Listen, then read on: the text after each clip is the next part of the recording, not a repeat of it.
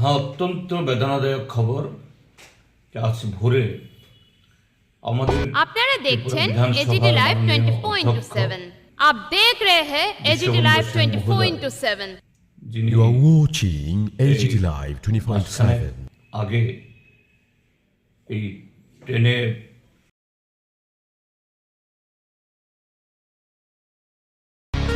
হ্যাঁ, অত্যন্ত বেদনাদায়ক খবর আজ ভোরে আমাদের ত্রিপুরা বিধানসভার মাননীয় অধ্যক্ষ বিশ্ববন্ধু সেন মহোদয় যিনি এই মাসখানেক আগে এই ট্রেনে চড়ার সময়তে এই ধর্মনগর যাওয়ার পথে হঠাৎ অসুস্থ হয়ে সেখানে ডলে পড়েছিলেন। তারপর এখান থেকে উন্নত চিকিৎসার জন্য তাকে ব্যাঙ্গালোরে নেওয়া হয়েছে। আজ ভোরে তিনি শ্বাস নিঃশ্বাস ত্যাগ করেছেন। আমি গভীরভাবে মর্মাহত।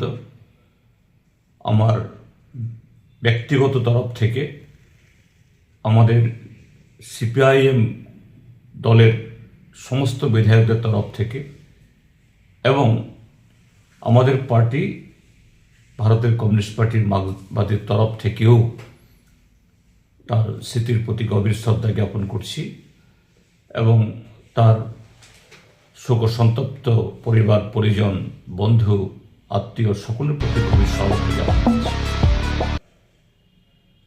মাননীয় বিশ্ববন্ধু সেন মহোদয়ের সাথে এটা যেহেতু রাজনীতিতে আমরা দুটি পক্ষের, এক সময় তিনি কংগ্রেস করতেন, তখন বিধায়ক ছিলেন, আমি মন্ত্রী ছিলাম, আমরা ট্রেজারি বেঞ্চে, তিনি বিরোধী বেঞ্চে।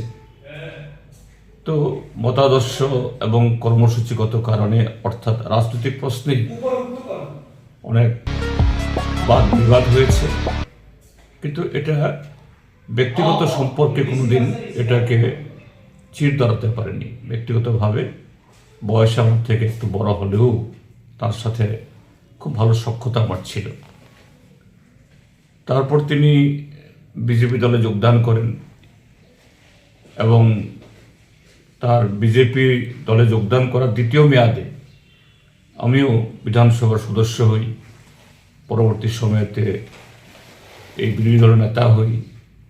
তো স্বাভাবিক বিরোধী দলের সাথে শাসক দলের রাজনীতিগত প্রশ্নে, নীতিগত প্রশ্নে অনেক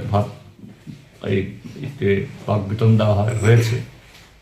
তিনি অধ্যক্ষের আসনে, সেখানে তাকে ভরসা করি বিরোধীরা বা যে কোনো সদস্যরা তারা বিধানসভাতে তাদের পার্টি বা জনগণের কথা তুলতে চান, সেই সময়তে সবাইকে সমানভাবে তিনি সন্তুষ্ট করতে পারেন তা নন।